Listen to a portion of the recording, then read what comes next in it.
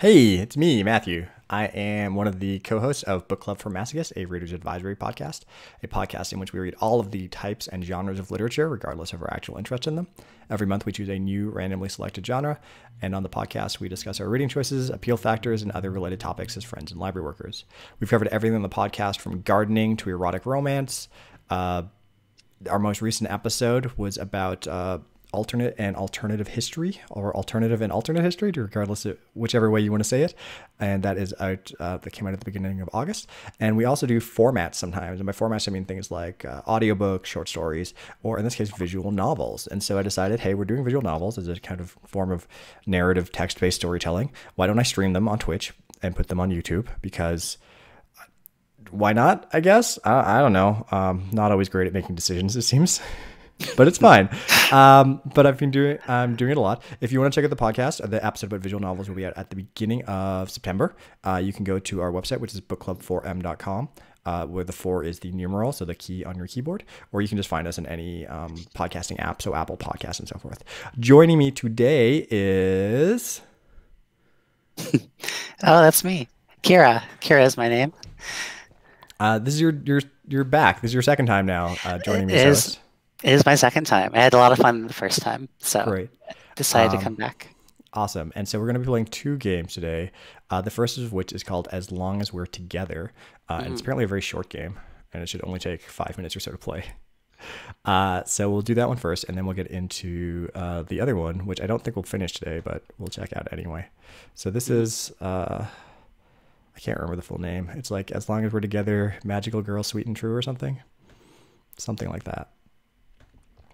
Yeah, all I see is As Long as We're Together version 1.0. Yep.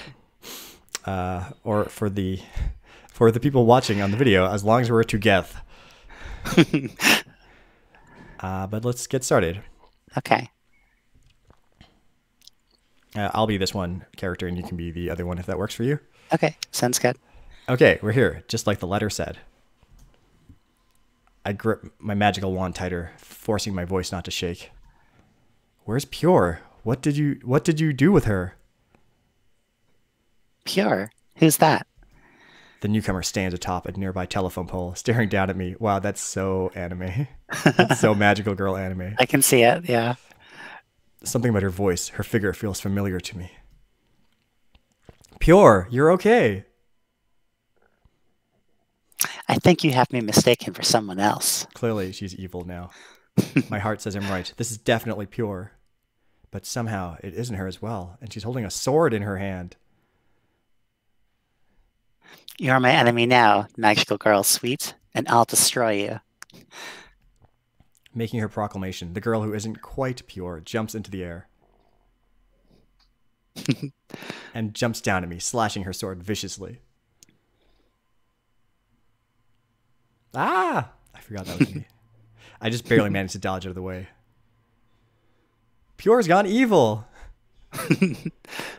I figured that out. What do we do? Oh my gosh. Like, what sort of voice should this weird yellow thing have? Oh man. Something deep with a Russian accent. I'm really bad at accents, but Oh, I okay. can try doing the other part. It's like, the enemy must have done something to her, so that means Yes. there has to be a way to change her back.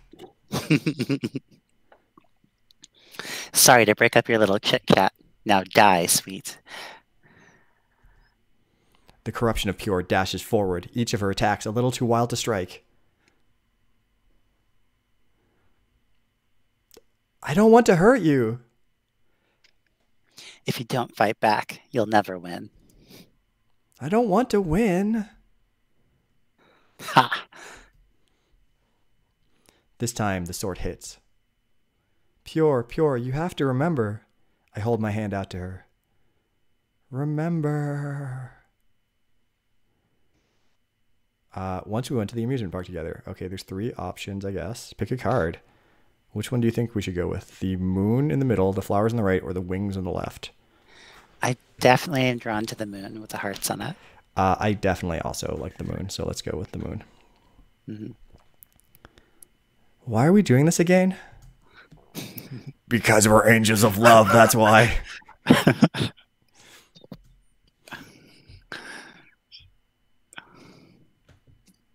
I don't see how that involved following Lucy on her date. She's looking this way. Hide. I don't. Oh, wait. Or is that. She's looking this way. Hide. Yes. Buddy and I dart behind a nearby sign. Did she see us? Buddy stage whispers. I don't think Buddy is possible to stage whisper. Buddy is great. I peek out from behind the sign. Lucy walks with someone. Who do they walk with? A boy, a girl, or a non-binary person? I think we got a non-binary person. Okay, let's go with a non-binary person. Yeah. She holds their hand. Lucy smiles, and I know she'll never see us because all her attention is on her date. Come on, buddy. Come on, buddy. Let's be love angels. We'll have to make sure they have the best date ever. Do you remember how we met? Ooh. Wand, wings, or flowers? What are you feeling? I'm feeling wand, I think. Same. Okay, wand it is. I thought I saw it somewhere over here. I had seen a shining beacon of light somewhere out in my neighborhood. No one else in my family had been able to see it. I feel like it's calling to me. Slowly, I close my eyes. I can feel it if I concentrate. It's as if something is pulling me. It's this way. I round a corner and... pardon me. The girl darts around me. Wait, are you looking for it too? The light in the sky? Or is that... I can't tell. Okay, you're fighting to protect somebody. Ribbon, moon. Okay, are we going moon again? Yeah. Okay. We'll be Sailor Moon. Tick tock. No, wait, just talk, talk, talk. For some reason, the clock sounds loud enough to swallow up anything else in the room. Someone lays in the hospital bed, eyes closed, a victim of a monster attack. Lucy holds their hand. I'll protect you next time. I promise. Dot, dot, dot. Yeah, the vocalizing silences is really kind of tricky in these things. The sword falls from the corruption's limped hand. Sweet? Is that you? The girl looks down at her outfit. I think so. Wait. Yeah. Are you okay? The girl throws her arms around me in a hug. I think we've screwed up who is speaking who at certain points in this thing. But that's okay. Oh, she's gone back to pink now. I kind of liked her evil costume better. Pierre's grip on me tightens. I'm okay. As long as we're together. As long as we're together. Okay, that's the end. It's a cute little thing, you know. Whoa. I assume it's only possible to win that. I don't think there's a way to fail to save her. Maybe. I guess there's there were 3 options and 3 things each. So maybe 1 in 9 chances is everything goes wrong. That was kind of cute though. I like the art style and it's just a cute little thing that is neat to look at. Let's now check out Highway Blossoms. Now this is one you've played before, I believe, right? It is one I've played before, so I know some of the secrets. I've not played it, and I'm not super familiar with how it will go, but we'll see. I think it is longer than the time we have allotted to the stream, though. Is that correct? Yeah, so this one's pretty long, and actually there's some cool content you only unlock once you beat the game. There's some humorous extra modes and a speedrun mode, and it's pretty silly and fun.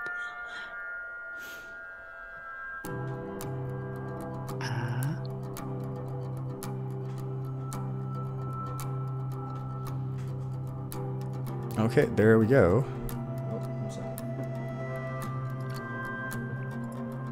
There we go. Okay, so let's get started then. New game.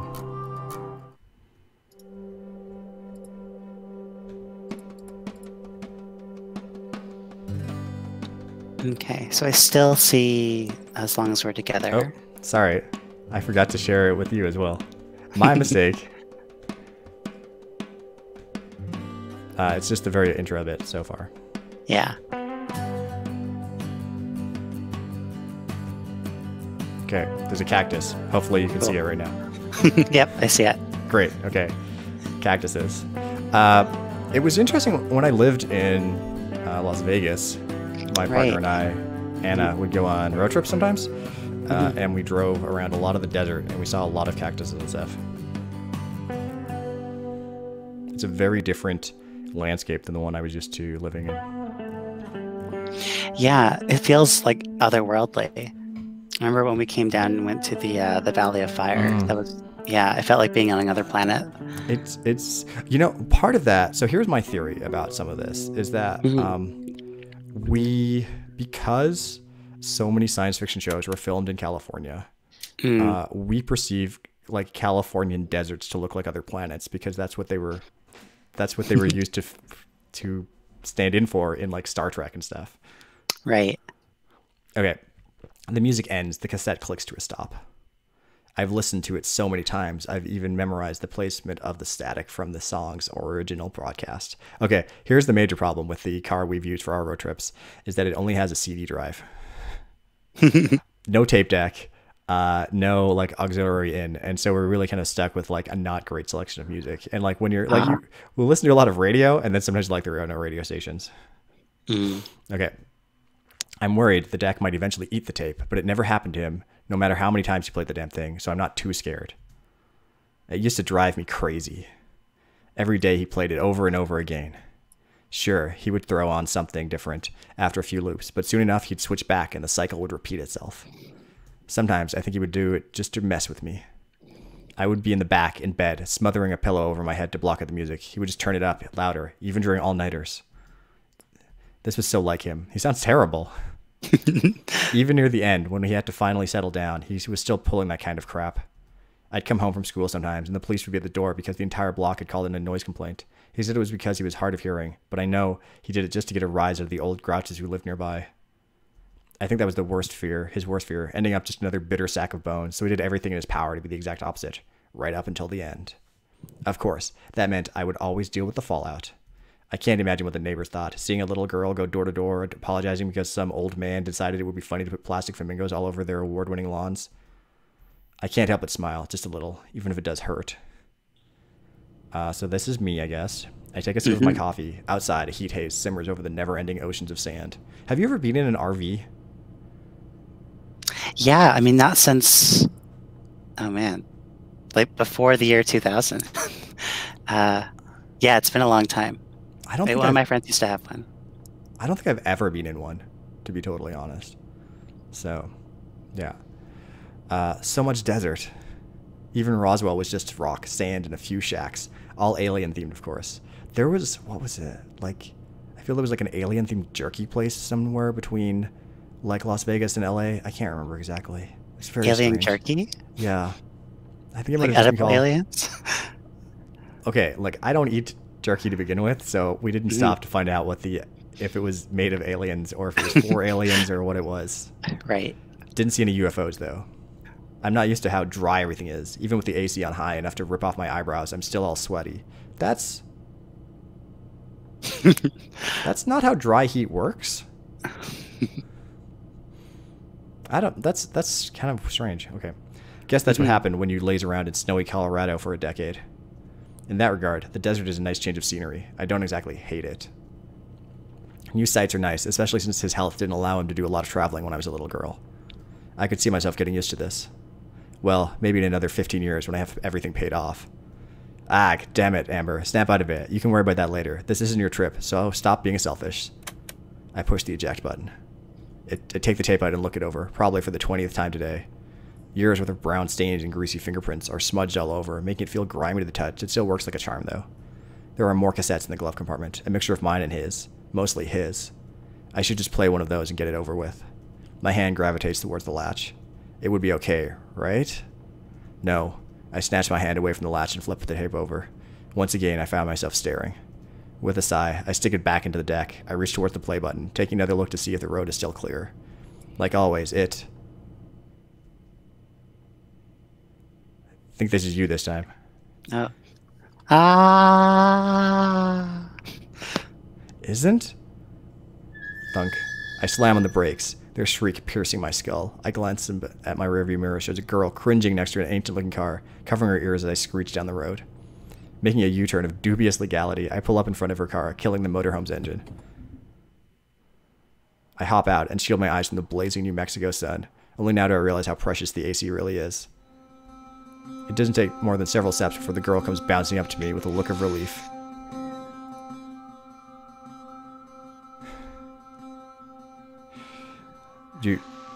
Oh, yeah.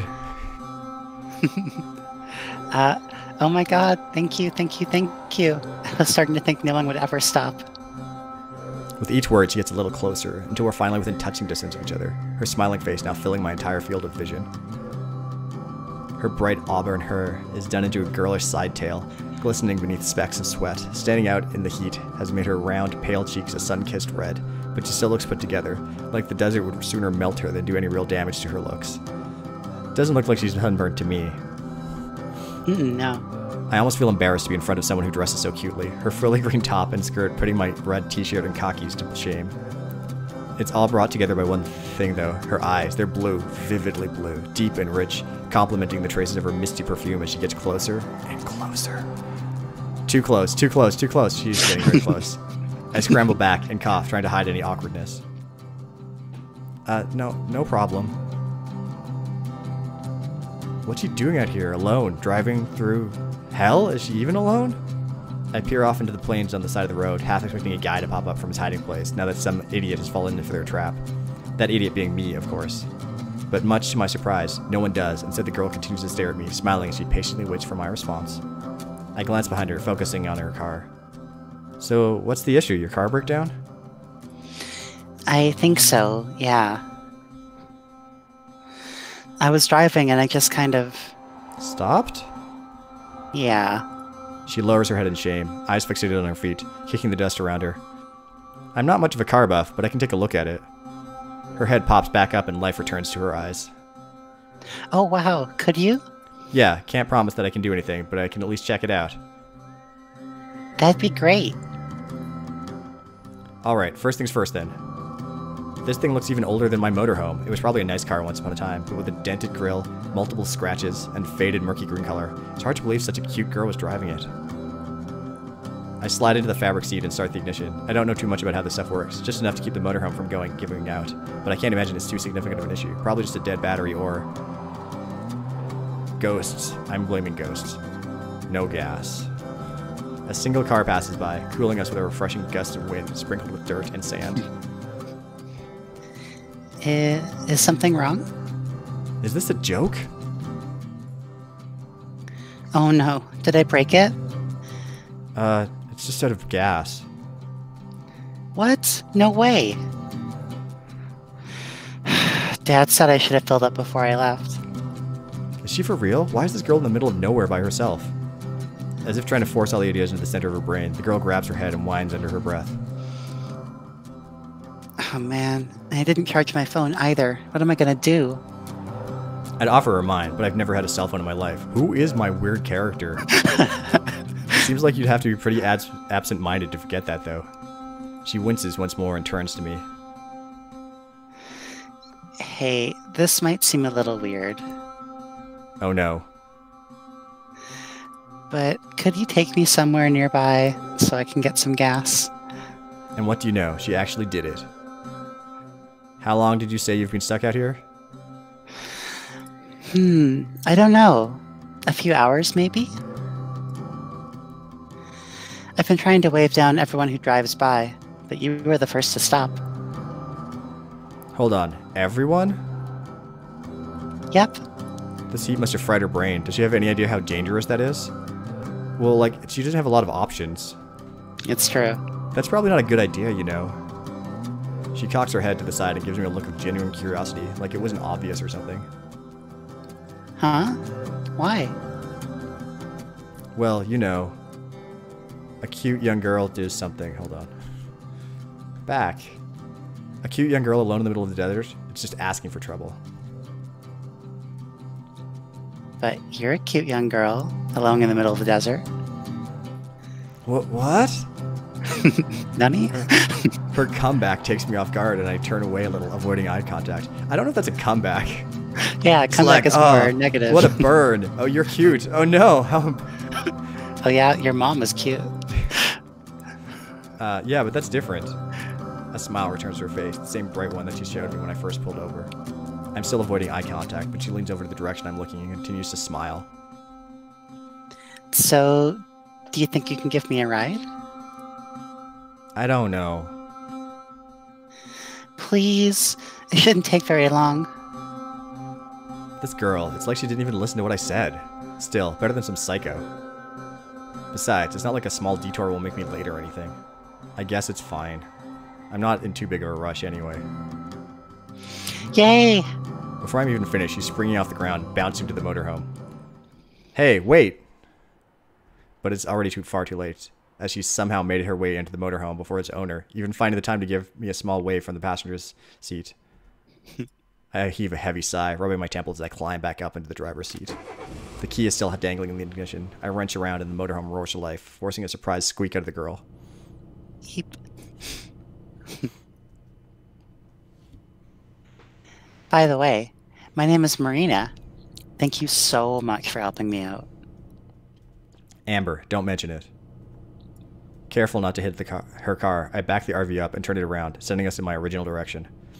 These, like, the steering wheel seems so impossibly large compared to her fingers. Oh, that's true. I hadn't noticed that before. It's huge. Like, I'm not, I don't know how to drive, so I've never driven. So, like, maybe this angle is just weird or whatever, but it seems very large to me. Yeah. Or maybe RVs have really big, I don't know. She's modified it to have a giant steering wheel. I reach for the play button on the cassette player, finally giving in to temptation, but Marina starts up again. Why aren't we going the other way? Wasn't there a station a little ways back? So now she knows something? It was more than a little ways back. I saw a sign a few miles ago that said there was a station not too far from here, so we're going there. Oh, wow. I didn't even see that. You're really observant. Yeah, or you're just really oblivious. Not really. Silence falls between us, the roaring of the engine and swishing of the wind from outside being the only sounds. I take that as my cue and reach for the cassette player once more. Finally, give... How do you even drive this thing? It's huge. Marina spreads her arms out like an eagle unfurling its wings, almost bopping me in the head in the process. I clear my throat and grab her arm out from the air, gently placing it on her lap. It's not that bad. You get used to it. The giant steering wheel. She tilts her head to the side and gives a light grunt as if saying, "That's so?" And we return to the silence of before. Again, I reach for the cassette play. So what are you doing out here? Are you going camping? Seems like what you're doing is fun. I take a deep breath and hold it on as long as possible before letting it out. Just traveling. What about you? Why are you out here? Oh, well, it's kind of silly. She scratches her head and lets out an embarrassed laugh before staring at her feet. She quiets down and surprisingly stays quiet. Okay, I'm going to try and guess what it is. Is she hunting vampires? No. Is she going to explore a ghost town? That's getting closer, I feel. Is she a ghost? I'd actually, if that's a spoiler, don't tell me. Yeah, that I can answer. Is she searching for lost gold? You got it. Okay. I would be embarrassed about that, to be honest, really. I reach for the cassette player one last time. I stop for a moment to look at the glove compartment, and then Marina, who looks lost in thought. Finally, I press play. Click. A pleasant little chime greets me as I enter the station, Marina trailing closely behind. Okay, so here's a funny thing. A few years ago, Anna and I drove from Alaska to Las Vegas. Very long trip. And it, like, somewhere in the middle of Alaska, you know, we stopped at some random little gas station. And the gas station, like, all gas stations seem like the convenience stores all seem nice now. I'm sure there are some that aren't. But, like, it was just, like, it had, like... LCD displays showing ads, and you could buy, like, you know, all the chargers and cell phone accessories and everything that you needed. Oh, weird. It was like Nowheresville, but I'm just like, wow, like, yeah, I guess these gas stations all have this stuff now. Yeah, because I don't have a car, but I had one growing up, or I was in a car more growing up. Yeah, so I guess our experience with cars and gas stations would have been when we were younger, and so they've like gotten more modern. I'm sure there's still shitty ones somewhere, but like probably less of them now. I don't know. Okay, the drive was quiet after I turned the music on. Turning the tables on her and asking what she was doing out there seemed to throw her off. Oh, maybe she's on the run from the law. That must be it. I didn't mean to come off as cold as I did. It's just that it's been ages since I've had conversations beyond accepting some half-hearted condolences. Though, to be fair, I haven't really wanted to hold one. The guy behind the counter is busy ringing someone up, so I set out in search of a gas can. The store is one of those big mini-mart places, made specifically for travelers. It's surprisingly clean for a place surrounded by sand. Every corner has an unnatural sanitary shine, accompanied by the scent of citrus cleaning product. Okay, so, Kira, you're on a road trip, and you've stopped in a gas station somewhere. Yeah. What are you buying? Oh, I am buying some pop, probably. And also some candy. And probably something. Candy? Yeah, so probably something like M&Ms, like something that I can like eat little individual units of. And yeah, I do also get the jerky. I get the beef jerky because that was like, it feels kind of traditional because that's what we would always get when we were doing family road trips. So like snacks that you can like share. Yeah, okay. I feel I'm definitely going like first for like the Slurpee equivalent, the like weird half ice drink thing. That is what I want, and then like for which flavor? There's always so many of them is the problem. Honestly, probably the weirdest flavor they have. Like that is honestly a problem I have, which is that if there's a strange flavor of something, I will probably pick that one. Doesn't always work out great. But if they were like, oh yeah, this one's like banana grapefruit, I'm like, oh, okay, I'm getting that one. That sounds terrible, but I'm still gonna get the banana grapefruit flavor, and possibly like fill up the other half with like, you know, blue raspberry or whatever the other option is. Banana grapefruit sounds like the worst possible flavor for anything. How did I come up with this? And then probably like Twizzlers or something, or like Anna is fond of Red Vine, so maybe those. Yeah, those are good. Okay. Hey. Okay, this is you. Hey, they have the cola flavor here. Is the cola a weird enough flavor to get, do you think? I guess it depends what is cola flavored. Right, like, if it's cola flavored like chips or like cola flavored gasoline. Yeah. I turn and find Marina clutching the slushy machine. Okay, so cola slushy. Okay. Her eyes widening like a cat's when tempted with yarn. I feel most of them have cola of some sort in them. Don't most gas stations have it? Okay. She shakes her head, but doesn't take her eyes off the machine. All the places back home only had cherry and raspberry. We got sick of them. We said to mix them together. Marina finally turns to me. Marina finally turns to me wearing a face of pure, concentrated sadness. I left my wallet in the car. It's the saddest thing I've ever seen. Just looking at her, I can feel my heart break. Wait a second. How are you expecting to pay for the gas? I don't know. I just remembered. How did she last 5 minutes out in the desert? Fine, I guess I'll pay for it. Really? Yeah, and grab yourself one of those slushies too. But make it a small one. I can't afford the $2 for the large. Her pure concentrated sadness melts into pure concentrated happiness. You're the best, Amber. She picks a cup and holds down the button until the slushie overflows and drips down the side. I was going to pay for the gas anyway, but I'm hoping the drink makes up for the drive over.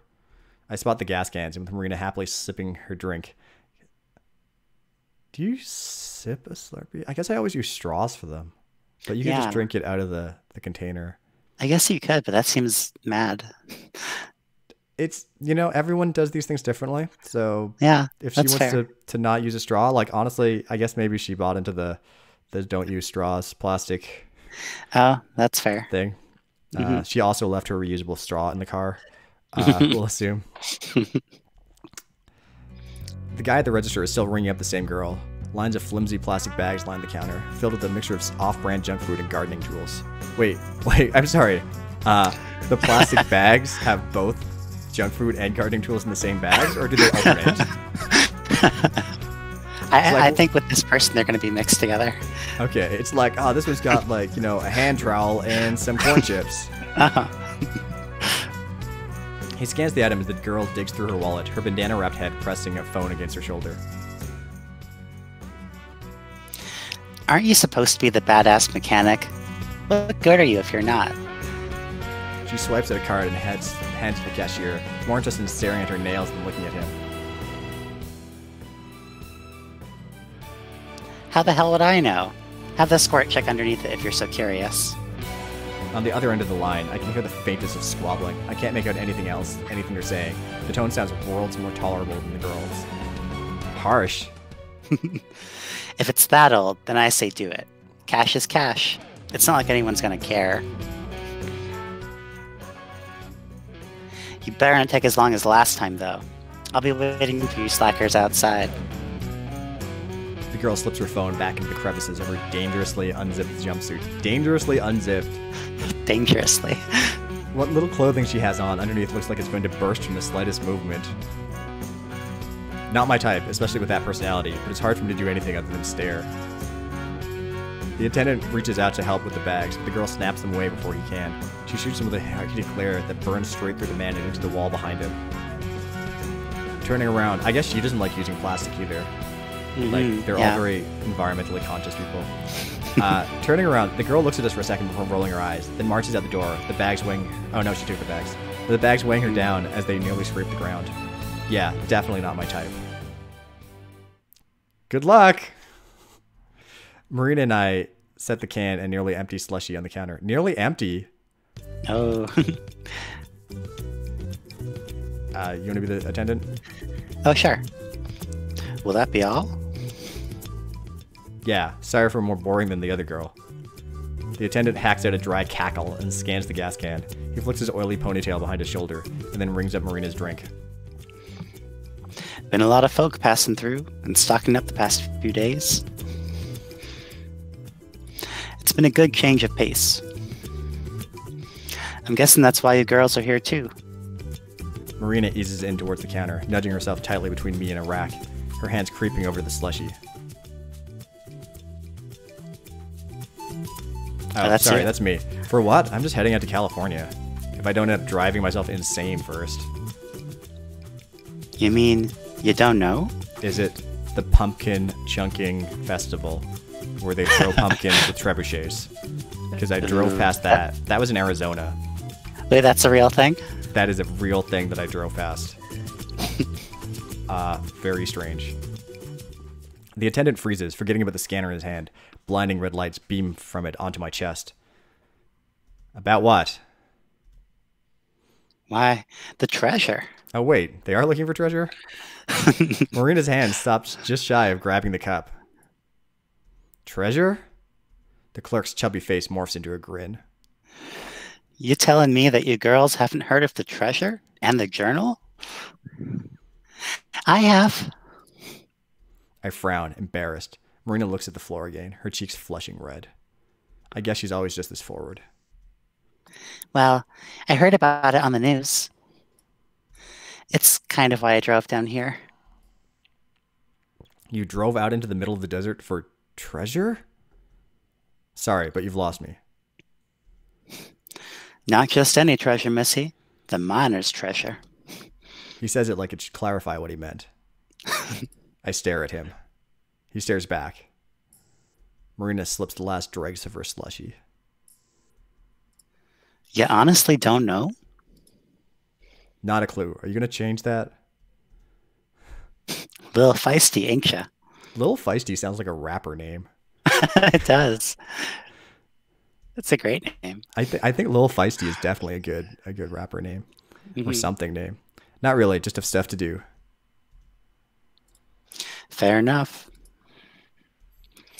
A little while back, some folks are going through all the trash in their garage. As fate would have it, they came across an old journal. Turns out, the thing belonged to their great-uncle, or maybe it was their great-grandfather. I don't know. Some dear old... I cut him off with a cough, a polite hint for him to either get on with it or quit his yammering. Despite apparently knowing all this, Marina continues to stay focused with rapt attention. Sometimes her drink makes that annoying slurping sound again. Sorry, I'll try keeping it short. Anyway, after flipping through it, they found out that he'd struck it rich during the gold rush. If he struck it rich, then wouldn't the family know about it? They'd have to be pretty well off, right? Oh, I can answer that.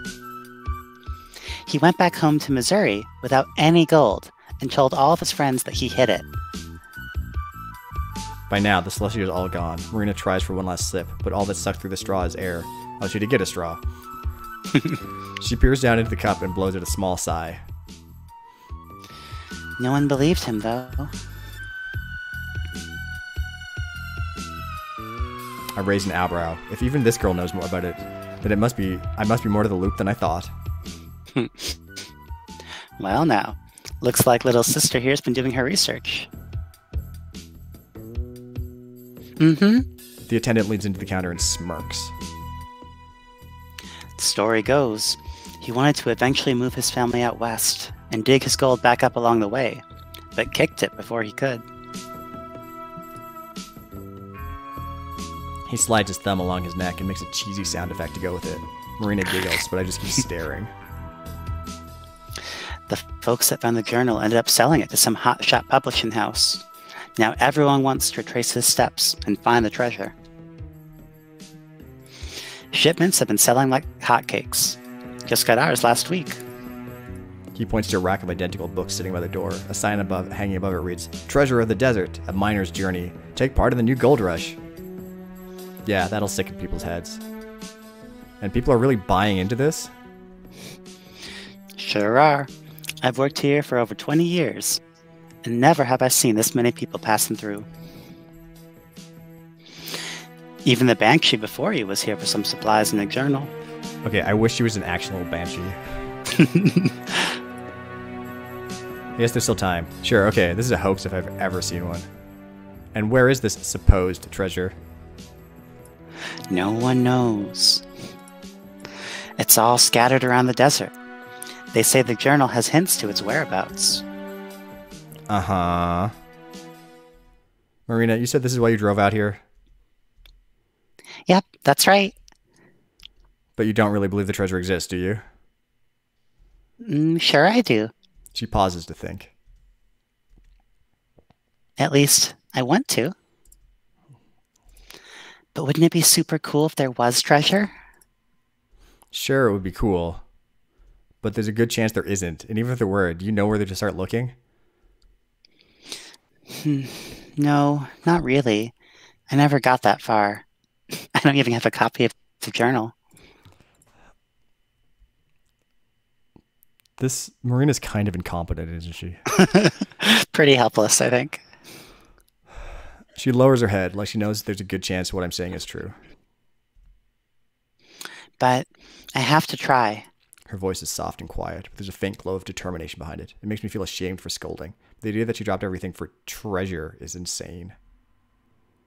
To her credit, she did a little research, but that's canceled out by driving to the desert without a full tank of gas. Or the book. She doesn't even have the book. She wasn't prepared at all. The people who care about her must be worried sick. I barely even know her, and I'm worried. Don't be too hard on her, Missy. After all, who can resist a good treasure hunt? Amber, apparently. He looks to Marina and gives a big gummy grin, courtesy of his missing teeth. He mostly seems to have his teeth in the art. Yeah, there's just the one, I think. Yeah. The one missing tooth. Ain't that right, sister? Marina springs back with a smile of her own. Now, she doesn't have any teeth. She is toothless. Yes. Yeah, in that classic anime way. That's right. Rolling my eyes, I reach into my pocket and pass some crumpled bills to the clerk. Yeah, well, I'll believe it when I see it. He shrugs and stuffs the cash in the register. Though now I'm just paying for the tank in an empty cup, I pocket the change. I give a casual wave from the exit. That should be a good enough thank you. Marina follows, though a bit more animated, waving her arms like a fan as she says goodbye. Oh, and sister? Yeah? You go ahead and take one of them journals. Free of charge. Really? Marina lights up like a firecracker and bounces up and down like she's a kid again. Yep.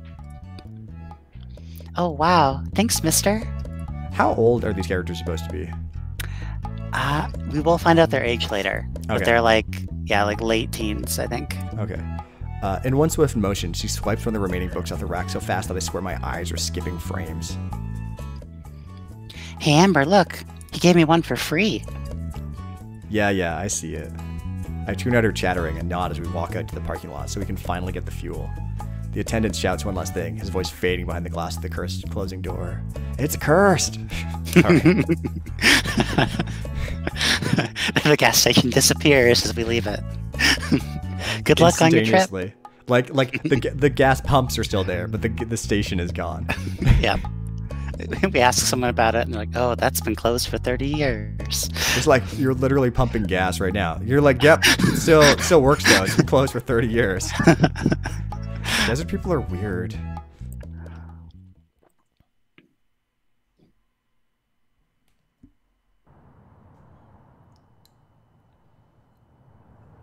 No way. Maybe it's further up the road? Her car was a ghost. I can't believe it. The whole It's gone. We could have just passed it? We weren't even away that long. How can it be gone? We stare at the empty space that once housed a certain ugly green car. I look in every conceivable direction, but there's nothing. Nothing but an ocean of sand and a never-ending stretch of road. Was it towed? No, not out here. Not this quick. Where the hell did it go? Oh, yeah, she's turning blue. Definitely a ghost. Yeah, that is kind of weird, isn't it? Marina's hand rests against her cheek as she looks off, on with only mild confusion, like she's trying to solve a small mystery. Your car is missing. That's more than a little weird. Well, it's actually my big brother's car. He just lent it to me when he left for college. Okay. Is Marina supposed to be incredibly annoying or not? I think she is supposed to be a bit annoying, but also like sweet and so helpless that you want to like save her. Like, want is a strong word here. Right, Like, feel obligated Feel to. obligated to is like Yeah. different. Mm-hmm. Oh, well, that makes everything better then. Really? No! I let out a heavy sigh and pressed my fingers to my temple, attempting to massage away the stress and irritation. It was probably stolen. We need to call the police. You have a phone, right? We established that I do not. Oh, wait. I do, but... It's not charged. Her voice trails off a cliff. What she said earlier echoes in my mind. That's right, you said it was dead. And I'm guessing you left it in your car. Yeah. Well, that's just great. Don't you have one? Nope, never needed one.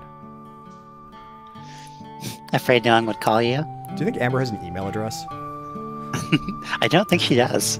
Yeah, she probably doesn't.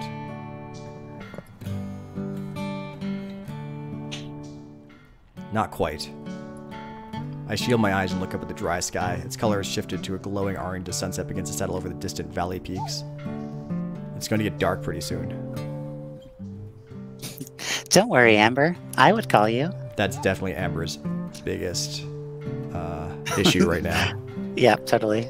Also, like, who calls anybody on the phone, Marina? Join the 21st century. Yeah, text, please. I can't just leave her. Even if she did have her phone, it would take forever before anyone could get out here. She'd go from burning up in the heat to freezing out in the cold within a few hours. Plus, okay, I don't think it gets that cold at night in the desert. I don't know. Yeah, I've never had to sleep outside in the desert. Plus, like, freezing, I think, is somewhat of an exaggeration. I guess it depends on the time of year. Probably pretty cold, though, if you don't have, like, a jacket or, like, a sleeping bag. Yeah, true. Plus, if there are people around who would steal cars, then there's no telling who else is out here. I can already see how this would all go down. She would be huddled on the side of the road, trying to keep warm. A pack of coyotes would be... I was about to say Wile E. Coyote would show up. Would be howling all around her, closing in. Then from down the road, a starved creep would pull up in a trashy old pickup truck, open his door for her, and... Oh, God. Hey, where are you from, if you don't mind me asking? Oh, I'm from Carlsbad. With the caverns? That's what Carlsbad is known for, right? Caverns? Maybe? I don't think I know Carlsbad. She pauses for a moment. At least kind of close to it. It's a little out of the way. Yeah, Carlsbad, California. Carlsbad, you're from California? I read your line, sorry. Oh, not bad. Oh, no worries. No, silly. Carlsbad, New Mexico. Okay, there's more than one Carlsbad, I guess. Oh, right. Had me going there for a second. How far is that? She doesn't know, does she? Maybe 2 hours from here? Wow, you didn't get very far at all, did you? Marina lowers her head in shame. I never really seem to. She's cursed. She can never leave New Mexico. No, I'm not really one to talk. I've been on the road less than a day. Would have gotten further if traffic on the I-40 wasn't such a pain in the butt, or if I didn't pick up Marina. Hey, listen, you don't live too far away. If you want, I can probably give you a lift back home. I prep myself for an explosion of thankful energy and excitement. But there isn't one. Instead, she continues to stare at the ground, her hands now balled up in a fist as she fidgets ever so slightly. Something wrong? She shifts her gaze from the ground and looks at me straight in the eyes, drawing a deep, long breath. Remember the treasure we were talking about at the store? Yeah. I know it's a lot to ask, and you've already helped me out so much already. But do you think you could take me the first place the treasure is? Huh? She wants to keep going even after this entire disaster? The treasure. Could you take me to the first place? I heard you the first time. It's just... You don't even know if this thing is real, but you've dropped everything to go look for it? And now you're asking me, someone you've just met in the middle of the desert, to take you to it. Even though you don't know if it's real and you've just had your car stolen. Did I catch all that? Uh-huh. Shameless. I'm at a loss for words. How do I even respond to that? I try to recollect my thoughts, but only one word comes to mind. Why? Marina shrugs. Nothing more than that. She just shrugs. I take a look at her. A good look. Her wavy hair is being dried out by the hot desert air. Her face is red and drenched in sweat, probably close to melting off her makeup. Even her nice clothes are a little ruffled. But despite all that, this cute, peppy girl wants to keep pressing on. Even when most people would have just called it quits after the car broke down. Even out here all by herself. For all I know, she could be some weirdo out to mug me, and this is also an elaborate scheme. But she wants my help. My help! It's been a while since anyone has needed that. It's like an honor. Do I deserve that? Probably not. But she's still asking. Why should I say no? I don't have to be in California for another few weeks. And isn't that why I'm taking this trip? To see the sights? For him? She's a little excitable and even more naive, but maybe I need a little bit of that. It's a lot better than just being out here all by myself with nothing but the ghost of my memories to keep me company. Even if it's just for a little while. Why the hell not? For real? Sorry. Oh, sorry. Yeah, for real. But only until the first location. After that, the breath is forced out of me by the sharp impact of Marina tackling my stomach. A warm but damp sensation wraps itself tightly around me as a dead weight snuggles up against my chest.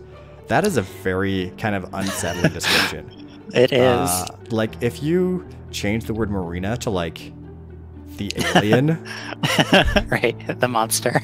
Like, the breath is forced out of me by the sharp impact of the monster tackling my stomach. A warm but damp sensation wraps itself tightly around me as a dead weight snuggles up. Snuggles is also really not right. But, like, as dead weight, like, presses up against my chest. Yeah, burrows up against my chest. And just like, oh, no! Oh, thank you, thank you, thank you, thank you, thank you, thank you. What are you doing? I'm hugging you, silly.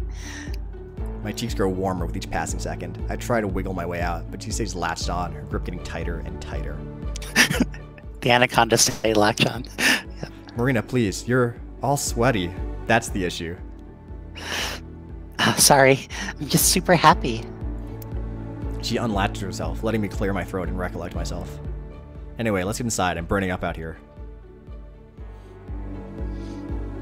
We clamber back inside the motorhome, leaving the dry hellishness behind. I turn the ignition and let the AC blast away the RV's stuffiness. Letting out breaths of sweet relief, Marina and I collapse back into our seats. Alright, so where's the first piece of treasure? Well... You have no idea, do you? That's not true. The news said that a part of it was somewhere here in New Mexico. Probably. I'm not surprised at all. Should have seen this coming. You have the journal? Yeah. She hands the cheap paperback book to me. The cover feels like it could fall apart at the page of a turn. At the turn of a page. The whole thing is fitting of its rustic design. I slide my thumb across the edges and flip through the pages. Thick forwards and passages commenting on the journal's historical significance skip past my eyes, most long enough to be their own book. Finally, a photocopied picture of one of the original entries appears, preserving the faded cursive lettering, the entire thing printed on the next page over. Crusting brown stains and wrinkles engrave the photo. Some of the writing has been scratched out too, like someone made mistakes and couldn't erase them. I hate to admit it, but for something that's probably a sham, this thing looks pretty authentic. With bounty and satisfaction in hand, I am now homeward bound, the perilous journey forthcoming. Through my unrivaled intellect and unmatched ambition, I have succeeded in accomplishing what many believe would no longer prove profitable. Of course, this only comes as a surprise to those around me, not myself. I had traveled this way on the trail, oh, so many words, with many others from Missouri territory, but as my typical characteristic success grew, I could sense the envious stares among my so-called peers. The danger eventually became so great that I wished to flee, but my companions left before I woke. For what reason, you may ask? I do not know. It is with this in mind that I have taken it upon myself to leave a note for one of my fellow prospectors and to borrow his steed so that I may one day return to settle with my family. But if this journey has taught me anything thus far, it's that jealous, conniving eyes are abundant. But I am no fool. With my unparalleled wit, I have chosen to skip the last bit of that dialogue. Yeah, I'm not reading all that crap. Where should I actually start?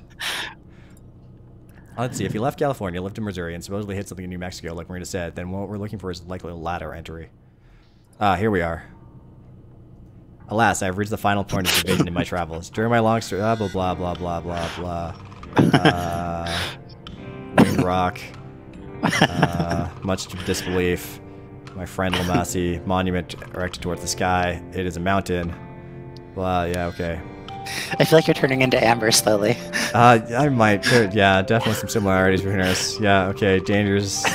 Friends. Mountain for me. Things bigger than I am. Okay, I have cough. So humbled. Yeah, I can know. Okay, store my gold. Anxiously wait. What does it say? Some stuff about a mountain. Yeah, just if it's near a big rock and a bunch of little rocks. That should narrow it down, right? Yeah, to the entire state of New Mexico. Marina gasps and lunges towards the journal. The muscles in her neck tense and eyes wide with panic. That can't be the only thing he mentioned. There has to be more. I raise the journal high above me so she can't reach it, using my hand as a blockade against her head as she desperately tries to grasp for it. Okay, now why isn't this illustrated? I want art of this. Yeah, there are some cool scenes described, but we still just have these like little characters hopping around. They're not even facing each other. I think like I'd have mirrored Amber, but I guess her hair would be wrong then. Right. I think that you just have to design your characters to be more symmetrical, clearly. Sheesh, relax for a second. I actually have a pretty good idea of where it might be. Rebel Steph in the chat saying, so much text in this game. This definitely feels more like a novel than a game. Yeah, okay, so you've played this. And you said if you play it more than once, there's like more... There's different things that happen. Are there choices you make? So this is a straight up sort of classic no choice visual novel. So it really is like just the story. So we won't have choices, but the stuff you unlock later on is like silly modes or like a mode where you can like change the speed of the game to like run through it really quickly, or to play it in like quote unquote real time, which means like as you're driving across New Mexico, you drive for as long as it would really take you. So it'll take you like hours to get to the next scene because you have to like in real life drive that time. You're familiar with Desert Bus, right? Yes, exactly. So Desert Bus is this game. It's a game from it is from the 1990s. It was from an unreleased Penn and Teller series of games. And so this is one of the games on this Penn and Teller series of game that didn't come out. And it was a game where you drove from Las Vegas, Nevada to Phoenix, no, Tucson, Arizona, right? I think so. Yeah. Is it Tucson? I feel like, yeah, okay. To that place in Arizona in real time, and it takes 8 hours, and then after 8 hours, you get 1 point. The road is completely straight. There's no other traffic. There's nothing that stops you. Like, your bus kind of,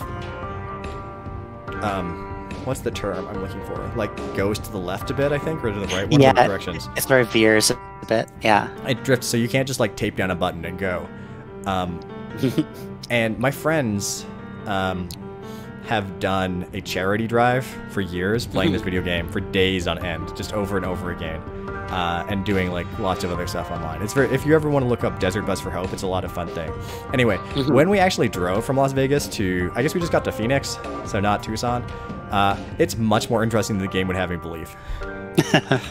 There's actual traffic. The road is not just completely straight. There's more plant life and stuff on the side. There are towns. So yeah. It's not just completely abandoned, like, again, like the road in this game with no one driving on it might be. I guess they're not on the main highway, but I don't know where they are. But yeah, no, you're totally right. It's definitely like an allusion to Desert Bus, like if you unlock that silly extra mode. There's, do you remember there have been some games as well, like text-based games mostly, that are like impossible to finish. Because it's like, you have to like, oh, you're going to go to like another planet, and it takes you like years to get there in real time. Oh, wow. And they're really made up just as like programming, like a programming challenge than an actual game that anyone's supposed to play. Right. But yeah, that's interesting. Real time. Whoa. Okay. Do you know if there's a good stopping point near soon? Maybe? I don't remember. Okay, well, let's go through a little bit more and then try and finish up, I think. She settles down, still stiff with anxiety, nibbling at the tip of her thumb. Maybe the next scene change. I lower the book back down and read over the entry one more time, just to make sure. There's a part where he calls it a winged rock. Assuming my years of reading travel guides and brochures weren't totally useless, then I'm pretty sure that's a loose translation of what the Navajo used to call shiprock. There's a ship out in the desert? Whoa. I peer over the journal. Marina's imagination is going bonkers, her eyes alight as she tries to wrap her head around such a novelty even existing. How long have you lived in New Mexico? Marina swells up with pride, only to deflate like a balloon before speaking, instead of choosing to blow a misplaced strand of hair out of the way. All my life. I sigh and slam the journal shut. It's a small mountain near the border of New Mexico and Utah that's vaguely shaped like a ship. Shaped like a ship. Oh, okay. That makes way more sense. I'm surprised you haven't heard of it. Thing's a landmark. Yeah. Oh, sorry. Yeah. But hey, at least I know now.